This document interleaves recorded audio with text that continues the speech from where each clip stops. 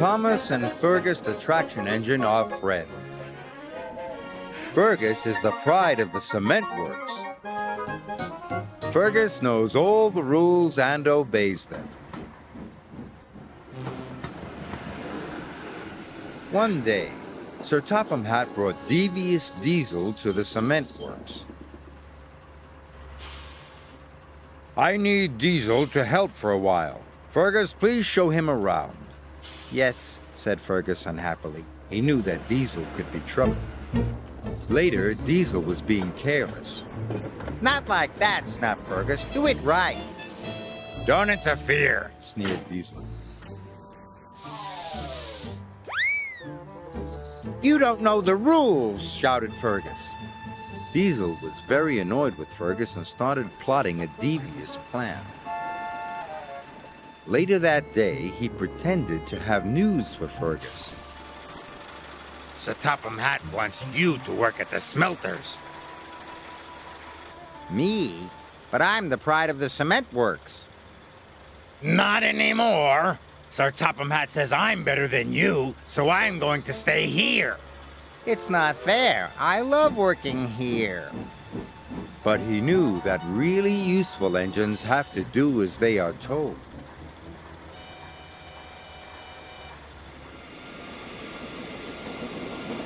Fergus and his driver arrived at the smelters.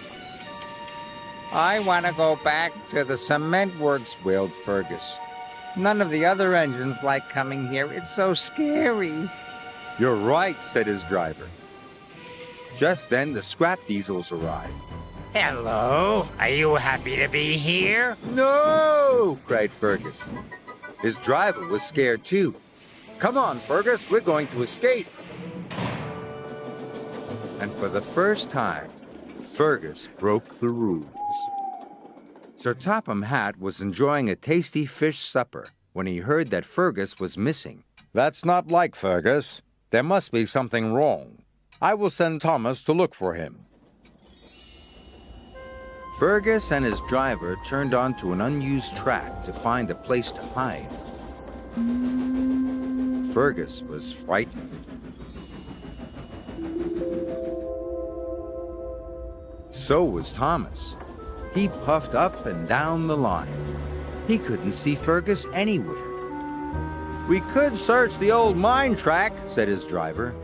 That line is dark and spooky, whispered Thomas. But he had to be brave and find Fergus.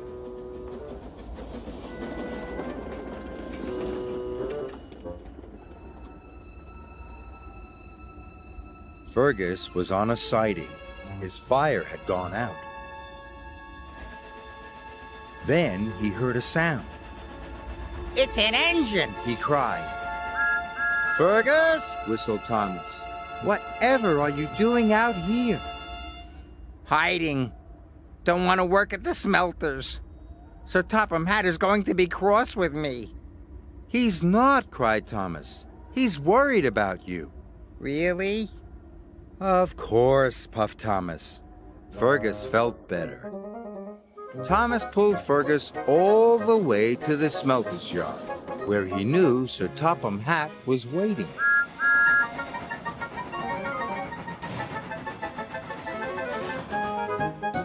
Fergus, explain yourself. I ran away. It's scary here. Diesel told Fergus that you wanted him at the smelters forever. Nonsense, Fergus. You are the pride of the cement works. I shall send Diesel to the smelters, and you can go back to the cement works tomorrow. Oh, thank you, sir, said Fergus happily. Fergus knew he had a good friend in Thomas, and he was still the pride of the cement works.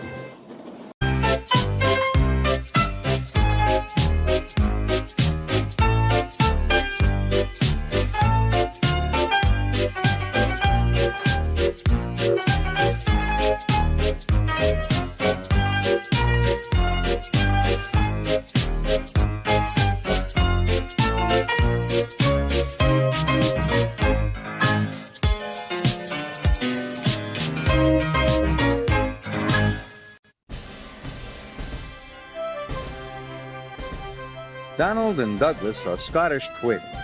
They enjoy working on Sir Topham Hatt's rail.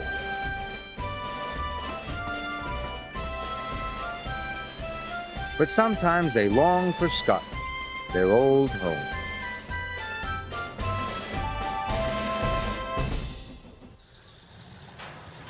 One day, Sir Topham Hatt called them to the docks.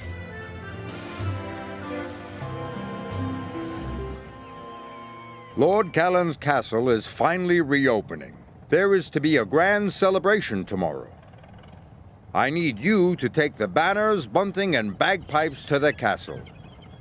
Harvey, you must load them straight away. Yes, sir, chuffed Harvey. The twins were excited. Going to Lord Callan's castle would be like going home again. Soon, Harvey had finished loading the freight. "Where are you going?" asked Percy. Lord Callan's castle, Donald proudly announced. By Castle Loch. "I'm glad I'm not going to Castle Loch," wheezed Percy nervously. Scared the monster might get you, teased Douglas. He might, said Donald. There's no monster. "There is too." There is not. "Is too." Is not. "Is too."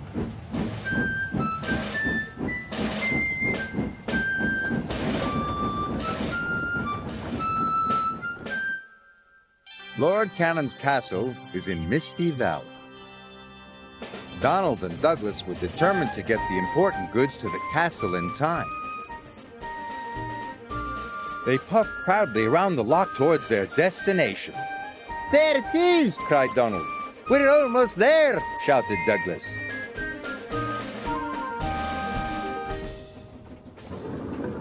But there was trouble ahead. Trees had fallen across the line. Donald and Douglas stopped just in time. Then, suddenly, there was a loud crash. The brake van had been hit by a landslide and come off the rails. They were stuck. We could take the causeway, said Donald's driver. Douglas's driver knew the causeway was old and rickety. It's too dangerous, he said. The twins were worried. "We'll never get to the castle now," chuffed Donald. "I'll call for help." "Splendid outfit, sir." Sir Topham Hatt was trying on his present from Lord Callan when he heard the news. "Donald and Douglas trapped by the loch," he said. "I'll send help as soon as I can." But the hours passed. It grew dark and cold, and still no help had come. Suddenly, the twins spotted something strange through the mist.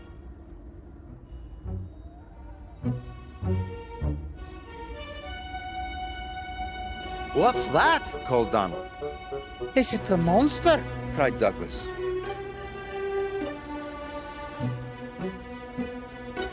"For sure it is," answered Donald.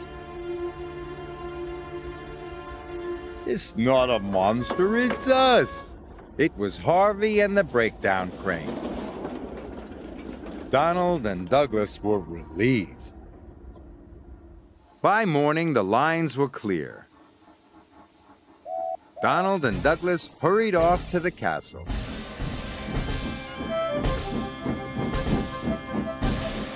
Lord Callan's workers were waiting to unload the freight cars.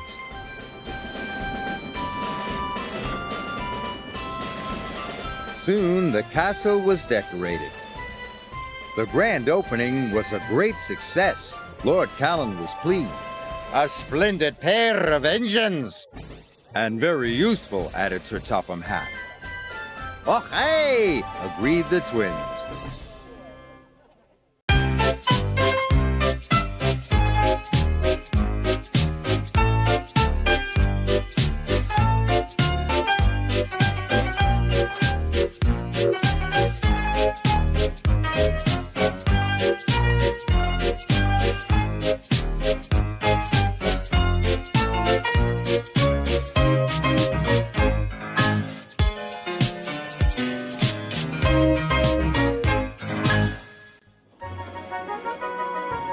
There are many beautiful places on the island of Sodor. The engines love the pretty watermill, the peaceful canals, and the castle on the lake. Toby's favorite place is the old windmill. The windmill is worn. It cannot make much flour now. Toby loves to watch the sails go round, and the miller is his friend. Good morning, Toby. One day, Toby was collecting a load of flour to take to the market. But he was so busy watching the windmill's sails that he forgot to look where he was going.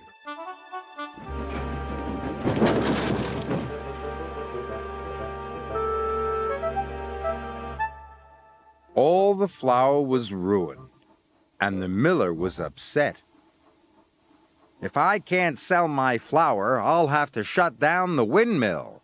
I'm sorry, sighed Toby. Harvey arrived to put the trucks back onto the track. Toby was sad. What will the miller do if his mill shuts down? It's a shame, said his driver, but we must hurry, Toby. There's a storm on the way. Toby couldn't sleep that night. It wasn't the thunder and lightning that kept him awake. He was still worrying about the miller. That stormy night, the old windmill was struck by lightning.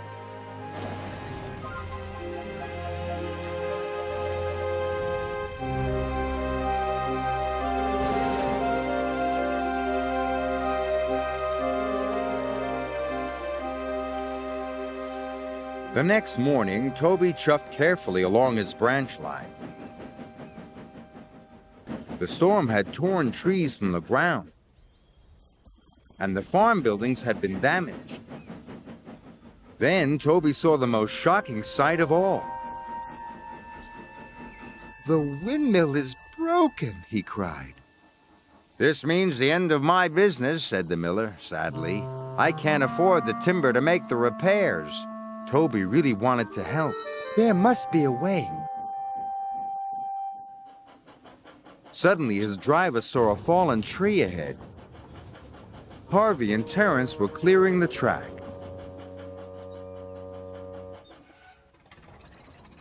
Sir Topham Hatt was cross. This storm has caused confusion and delay. Remove this tree immediately. But Toby had an idea. Please, sir, the windmill has been broken. The wood from this tree can mend it and make it work again. A splendid idea, agreed Sir Topham Hatt. Toby proudly took the tree to the mill.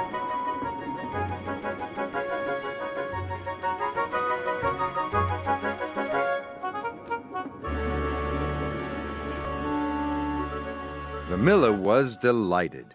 Now we can build our windmill back up again. It will be good as new. Toby watched as the work began.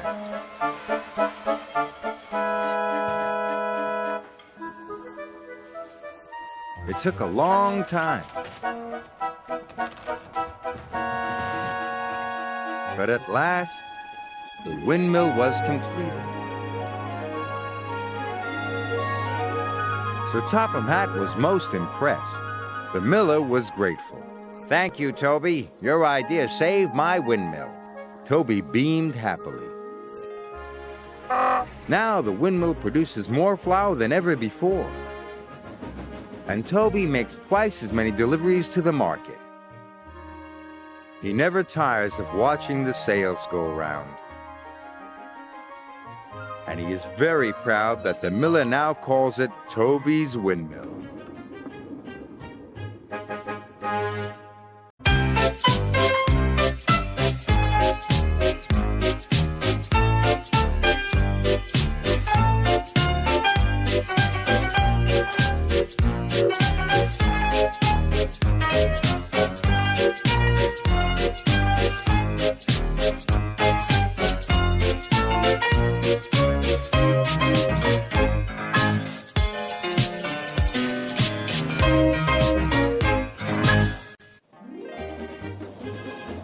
The engines on the island of Sodor were excited.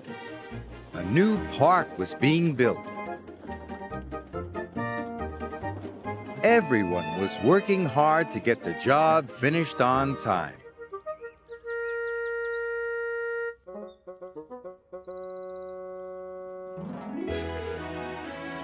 Duncan was feeling impatient.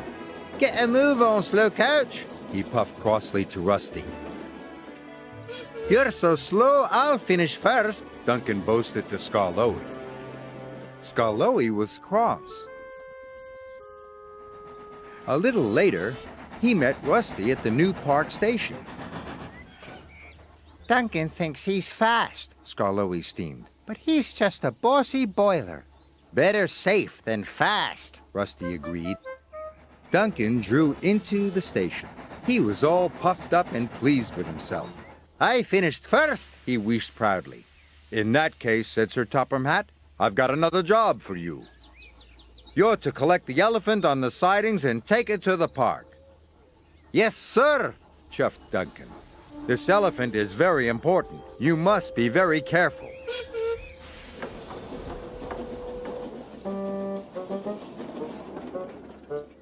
When Duncan saw the elephant, he was surprised. "Why, it's only a statue," he said. "This is an easy job."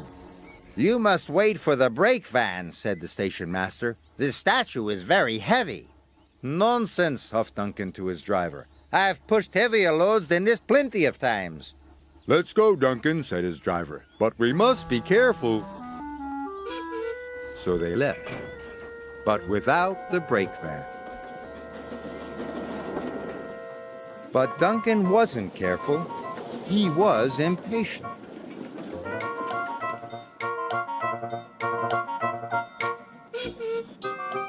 "We'll show them how fast I can be," Duncan whistled. "We'll deliver this statue, and I'll still finish first."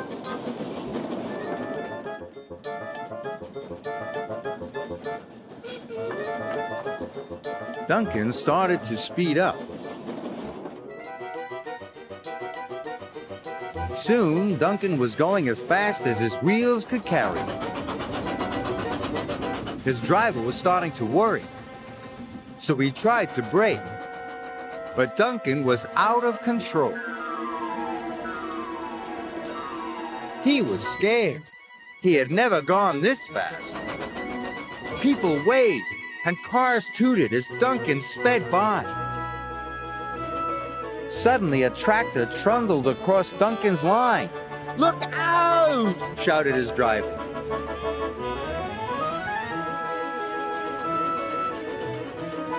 Slow down, whistled Rusty. "I can't!" Duncan cried as he shot past. Elephant Park loomed ahead.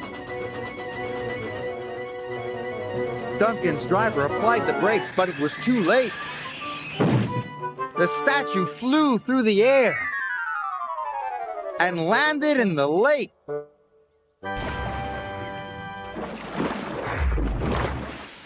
Luckily, nobody was hurt. In no time, Sir Topham Hatt arrived. He was cross. "I told you to be careful. You should have waited for the brake van," he said sternly. "I'm sorry, sir," mumbled Duncan. He felt very embarrassed. Duncan was prepared in time for the opening of Elephant Park.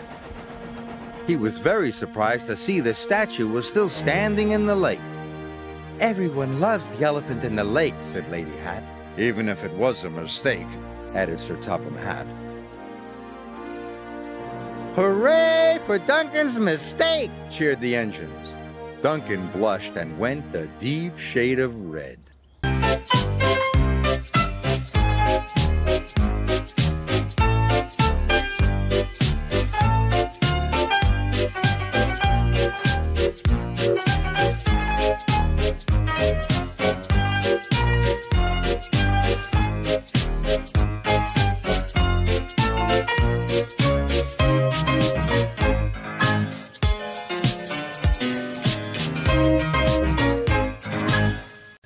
The engines on the Island of Sodor want to be responsible, reliable, and really useful.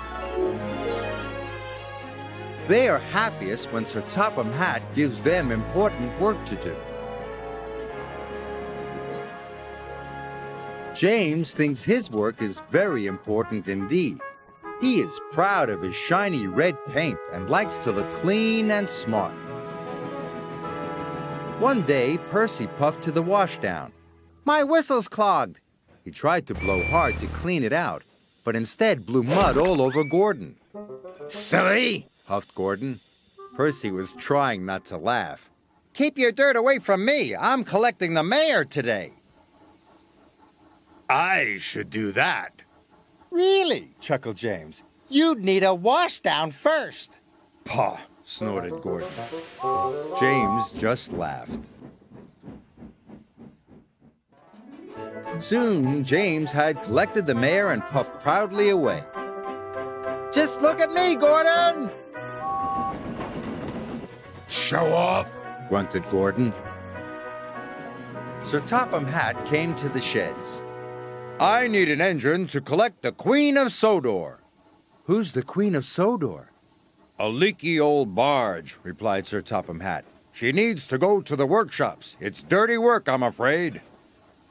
Just then, James shunted into the sheds. This gave Gordon an idea. Is collecting the Queen of Sodor important work too? Very important work. Do I have a volunteer?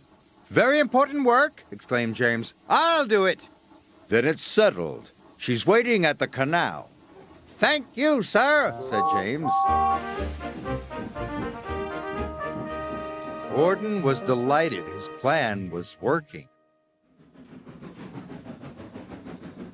"I'm here to collect the Queen of Sodor," announced James. "There she is," the odd manager said. James was furious. "That slimy old tub? Gordon tricked me. He wants me to get dirty. I'll show him. A shiny engine like me never gets dirty." Soon, James set off with the Queen of Sodor.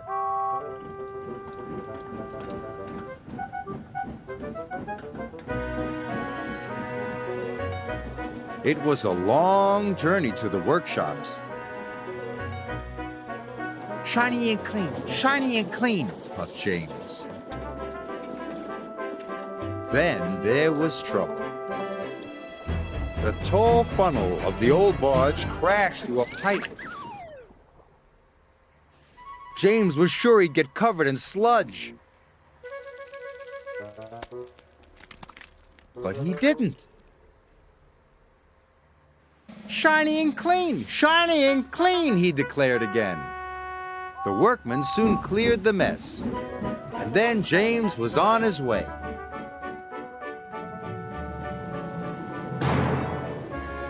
He arrived safe and sound, and pleased that the dirty work was done.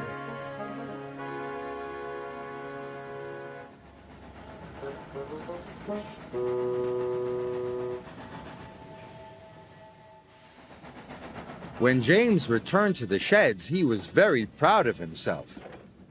How did you manage to stay so clean? "I have to stay clean," boasted James, "in case there's important work to do." Just then, Percy returned from the quarry. "My whistle is clogged again. Watch out, James!" Dust went everywhere.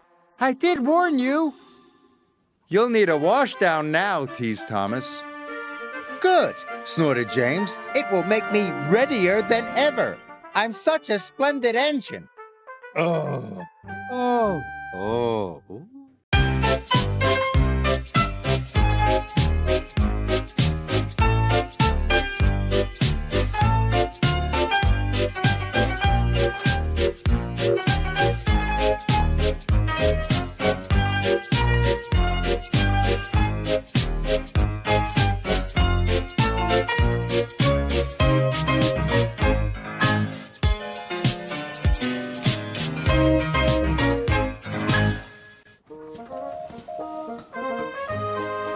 "I'll Oliver and Duck are great Western engines.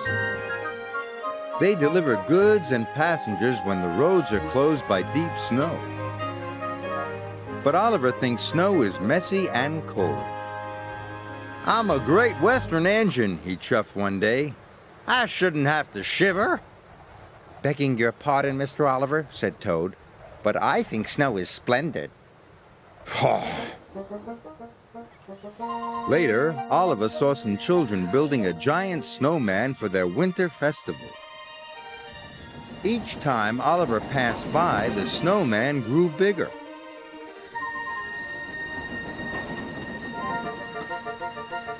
And bigger.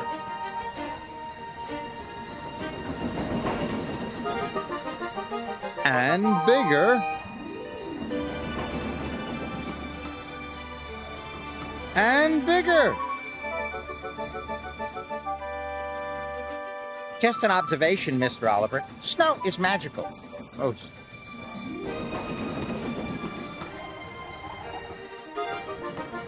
Finally, the snowman was completed. Oliver chuffed back to his warm, cozy shed. Sir Topham Hatt was waiting for him. You have to return to the mountain village, he said. Some goods are needed for the festival. But all this snow makes my wheels feel chilly. Really useful engines work hard whatever the weather.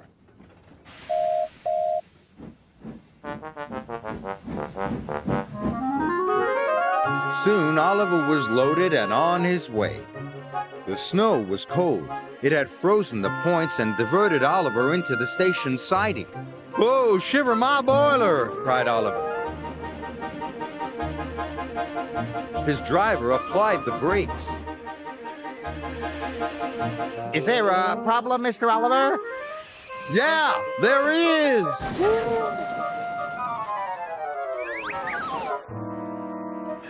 That could have been a little smoother. Oliver felt awful. He thought the children would be upset about their snowman. Oliver's driver went for help. Sir Topham Hatt was just leaving his office when he got the call.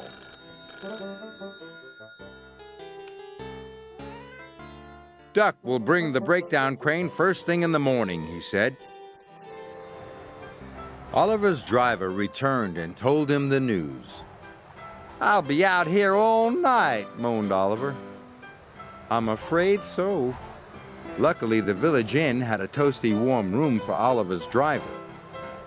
But Oliver was getting colder and colder. His fire had gone out, and his funnel was covered in icicles. I was right all along. There's nothing magical about snow. Brr.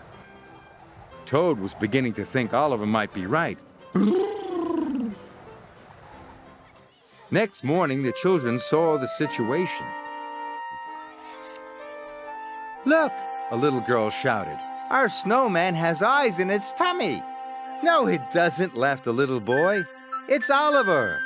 That gave the children an idea. When Oliver woke up, he was surrounded by happy children. Oliver's a wonderful snow engine, they cried. Oliver was so relieved that suddenly he didn't even feel cold anymore. When Duck arrived with the breakdown crane, Oliver didn't want to leave. He was enjoying the winter festival so much. You were right, Toad, Oliver called. There are some magical things about snow. Perhaps, Mr. Oliver, shivered Toad. Absolutely.